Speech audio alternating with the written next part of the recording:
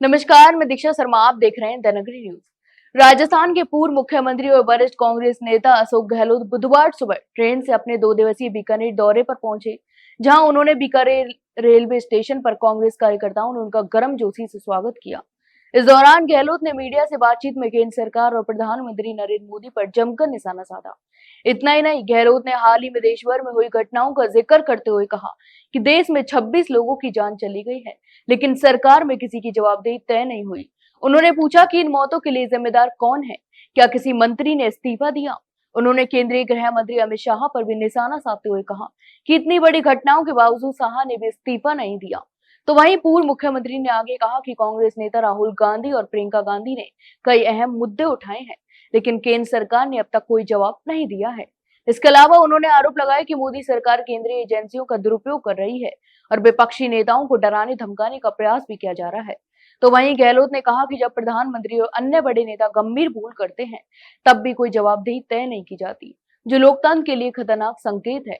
इसके अलावा अशोक गहलोत ने संसद में ईडी मामलों पर चर्चा न होने को लेकर भी सरकार की आलोचना की। इसके साथ ही उन्होंने उपराष्ट्रपति जगदीप धनखड़ के इस्तीफे की अटकलों पर सवाल उठाते हुए कहा कि जब कोई आम सांसद इस्तीफा देता है तो कारण बताया जाता है, लेकिन यहाँ ना तो सरकार कुछ कह रही है और ना ही खुद धनखड़ कोई स्पष्टता दे रहे हैं। उन्होंने पूछा कि इस तरह की चुप्पी आखिर क्यों बढ़ती जा रही है। राज्य सरकार पर भी हमला बोलते हुए गहलोत ने कहा कि बीजेपी ने यमुना का पानी लाने की बात की थी, लेकिन अब तक कोई ठोस कदम नहीं उठाया गया है। उन्होंने कहा कि अगर कांग्रेस राज्य में सत्ता में आती है तो सरकार बनते ही छात्र संघ चुनाव कराए जाएंगे, ताकि युवा अपनी भागीदारी लोकतंत्र में निभा सके। तो वहीं अशोक गहलोत के इस दौरे और बयानों ने राज्य की राजनीति में नई हलचल पैदा कर दी है। उनके निशाने पर न सिर्फ केंद्र सरकार थी, बल्कि राज्य की बीजेपी सरकार भी उनके तीखे सवालों और वादों से अछूती नहीं रही। बीकानेर में कांग्रेस कार्यकर्ताओं के बीच गहलोत ने संगठन को भी सक्रिय करने के संकेत दिए, जिससे साफ है कि आगामी चुनावों को लेकर पार्टी पूरी तरह से तैयारियों में जुट चुकी है। तो आप इस पूरे मामले पर क्या सोचते हैं? हमें कमेंट बॉक्स में कमेंट करके जरूर बताएं।